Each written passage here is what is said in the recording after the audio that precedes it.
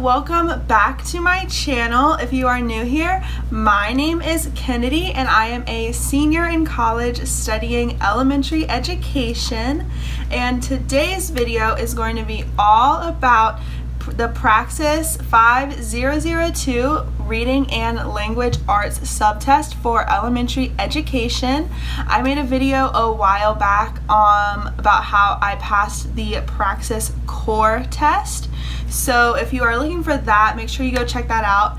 But I think lots of people found that video really helpful, so I decided to make one for the Reading and Language Arts subtest that I just took earlier in the summer, and how I passed that. So if you are about to take that test, then definitely stay tuned for some great tips. I do want to say that before I took this test, the semester before, so last semester, I took the classes teaching of reading and teaching of writing, so that helped me prepare a lot for this test, and that's why I decided to take it this summer.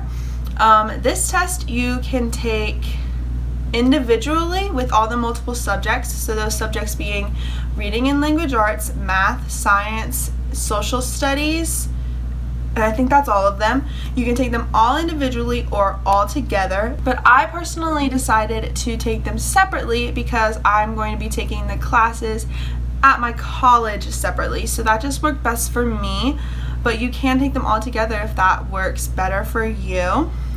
But in today's video, I'm just going to be telling you guys all the things that I did to prepare for this test and how I studied and what worked best for me in order to pass the test. So I hope you guys find this video really helpful. Let's get right into it. So like I said in the beginning, I did take the teaching of reading and teaching of writing classes the semester before I took this test, so that really helped me prepare for this test. I think that was probably one of the most helpful things that prepared me for this test, just because I had that experience working with actual kids and making lessons for reading and language arts, and that really helped me prepare. So I have my binder with all of my lesson plans and like guided notes that we took during class. That really helped me during this test and in preparation for it. So if I came across something that I didn't know, I could easily just look it up in my binder and figure out what it was or what I was missing. So that was really good for me to have throughout this whole study process. If you watched my video on how I passed the Praxis core exam, you will remember that I used this book, the Kaplan Praxis Prep book, when I was studying. I did use this book again. It's the same one from my other video because they have all the Praxis tests in here, so you don't have to buy another one. You can use the same book from your previous test. In this book, the section for the Reading and Language Arts subtest is much smaller than the section for the whole Praxis core exam, which is one downfall about this book, because you don't get a full practice test for this subtest because it is just a lot smaller.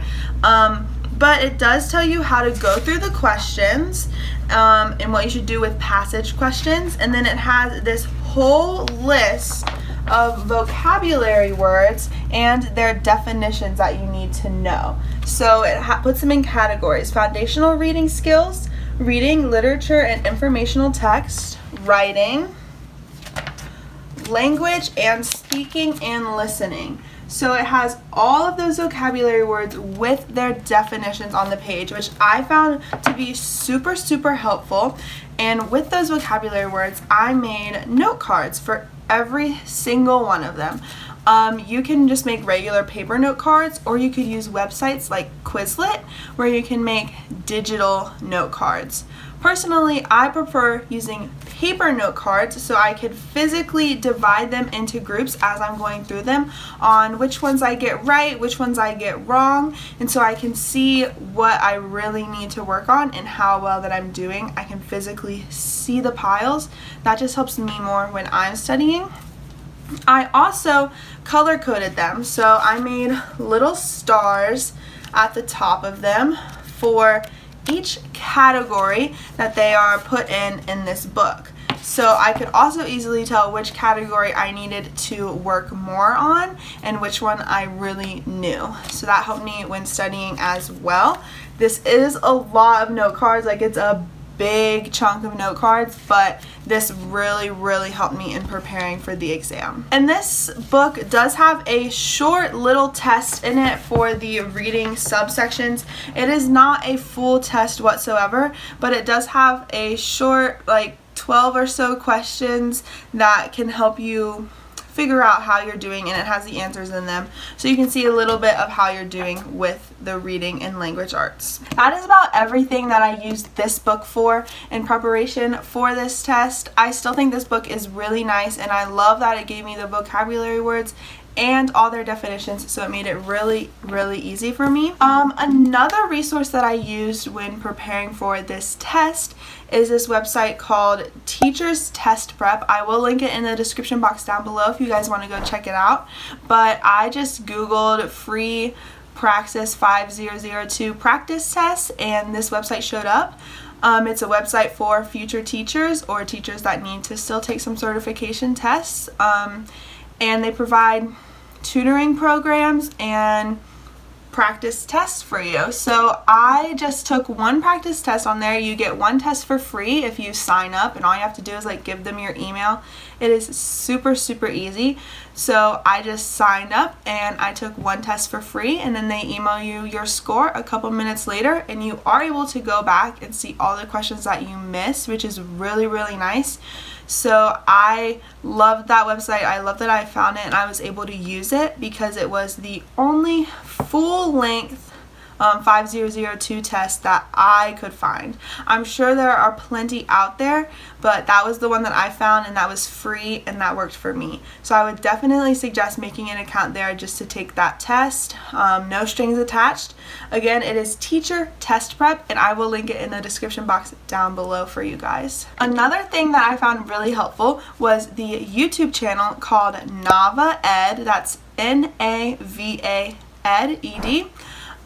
They posted a lot of videos over the quarantine and COVID and everything, helping future teachers prepare for the Praxis.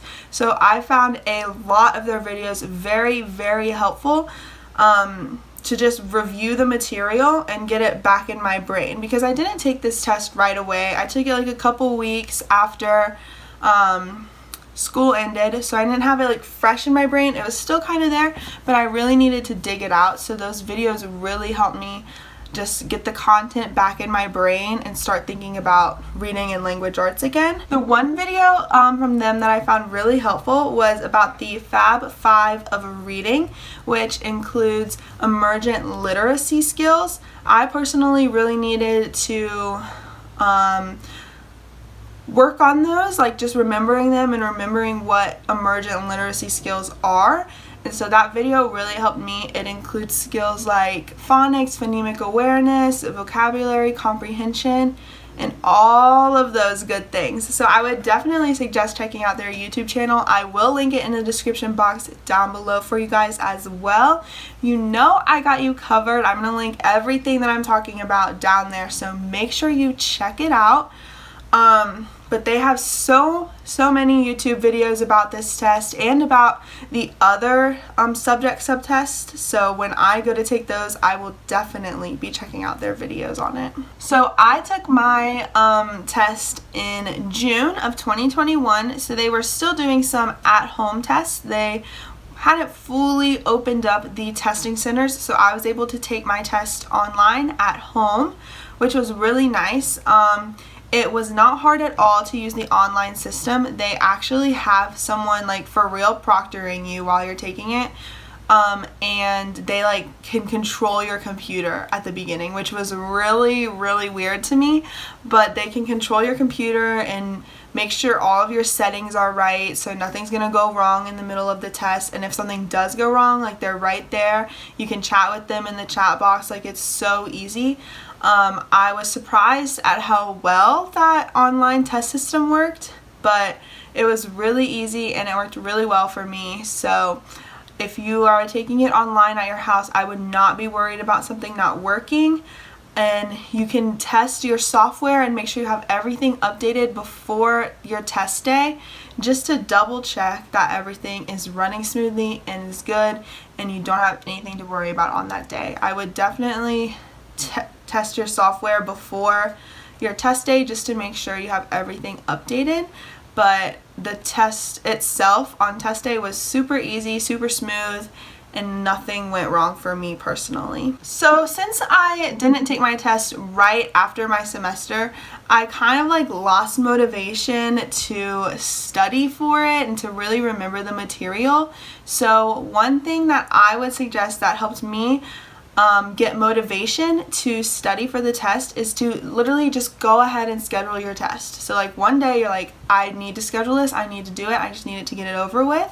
Sit down at your computer, pull up the website, and schedule your test for like 1 or 2 weeks later. And then you're like, I paid for it, I literally have to sit down and study. Like, that gives you motivation. At least that gives me motivation. When I have it set in the books that I'm taking the test that day, then I know I have to study, I have to get this done, like I've paid for it, I don't want to pay for this thing twice, I better pass it on the first time. Like that really gives me motivation to study, and like I have this thing, I have to do it this day, there's no changing that. So I would suggest going ahead, scheduling your test for a couple weeks out and studying. That just gives me motivation personally. Another thing that worked for me is that I did not study for like hours and hours and hours at a time. I would take an hour or two like each day to each weekday. I didn't do it on the weekends, but an hour or two each weekday to study. I went through my note cards. I watched a couple YouTube videos to refresh my brain of all the material that I needed to know. And I just did that almost every day until I had my test. So every day for like a week or so. And then it worked out for me. I kept studying these note cards until I got all of them right after I looked through them. And then I would separate them between piles of right and wrong and look at the different categories to see which ones I needed to work more on. Search up YouTube videos to help me learn about those. Literally, there's so many resources out there for future teachers in taking this test that if you just Google something, you'll find some teacher, some person that made a tutorial, a guide explaining topics. Like there's so many things out there for you guys. I know this video was really quick, but I hope that it helped you guys prepare for your Praxis 502 reading and language arts subtest, and I wish you all good luck on completing it. Again, all of these resources that I mentioned are going to be in the description box down below, so feel free to check them out. They are really, really good resources and they helped me a lot. I think I needed all of them to pass this test, to help me pass this test, to help me feel more confident before taking it. So I would definitely suggest just taking a look at all of them. If you guys have any questions whatsoever for me, please comment them down below and I will get back to you. I love helping you guys out, so if you have any questions at all, leave them in the comments down below and I will answer them.